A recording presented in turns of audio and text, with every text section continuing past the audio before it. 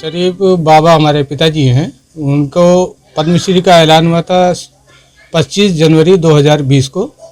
उसके बाद कोरोना काल की वजह से सम्मानित नहीं हो पाए, लेकिन आज की तारीख में उनको अभी 5:45 पर सम्मान मिला।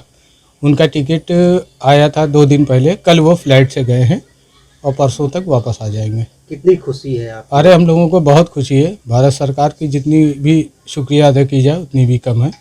पूरा शहर खुश है।